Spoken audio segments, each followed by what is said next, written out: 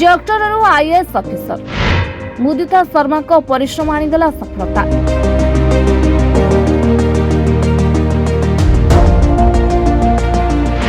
पिलादिनर स्वप्न पूरण पाई डॉक्टर छाड़ी यूपीएससी पढ़िले। शेष प्रशासनिक क्षेत्र में लोकों सेवा करिवे। डॉक्टर और आईएएस ऑफिसर यूपीएससी परीक्षा रे सफलता पाई दुनिया को देखाई देछंती कठिन परिश्रम ही आनिदिया सफलता। यूपीएससी परीक्षा सबुठारु परीक्षार्थी पाई चैलेंज थाए।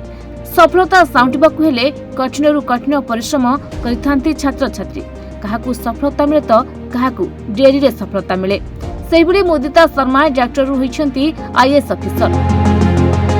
अविस्मरणीय उत्सर्ग एवं निरंतर प्रयास पाई से आज सफलता हासिल करिछंती। वर्तमान भारतीय प्रतिरक्षा अकाउंट सेवा अधिकारी भाव में कार्य करुछंती।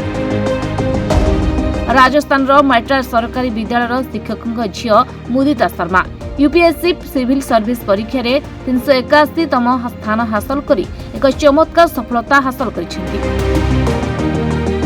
एही उल्लेखनीय सफलता पाई तांकर यात्रा हेउची जनसेवा प्रति तांकर निष्ठा एवं उत्साहर प्रमाण। तांको अध्ययन पाई तांकर निरंतर उत्सर्ग स्पष्ट होइतला जेतबेले से तांको 10वीं श्रेणी बोर्ड परीक्षा समय राज्य रे 15तम स्थान अधिकार करथिले। Mudita Sharma Jodhpur SN medical college रु एमबीबीएस रे डिग्री हासिल करथिले। से जयपुर एक घरोई डाक्तरखाना रे काम करी डाक्तरी कैरियर आरंभ करथिले। अवश्य आईएएस अधिकारी हेबार तांकर अदृश्य पिलादिनर स्वप्न तांको एक गुरुत्वपूर्ण जीवन निष्पत्ति नेबाकू आगे नेथिला। मुदिता तांकर चिकित्सा अभ्यास छाड़ी यूपीएससी सिविल सर्विस परीक्षा पाई प्रस्तुत होइथिले।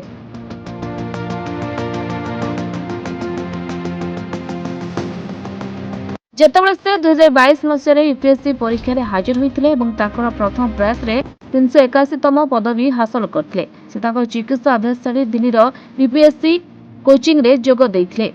आईएएस अधिकारी भाव में देश सेवा करिवार इच्छा पूरण करबाकू स्थिर कर नैथिले, जहाबे तांको सफलता आनी दैछि। Report reporters today.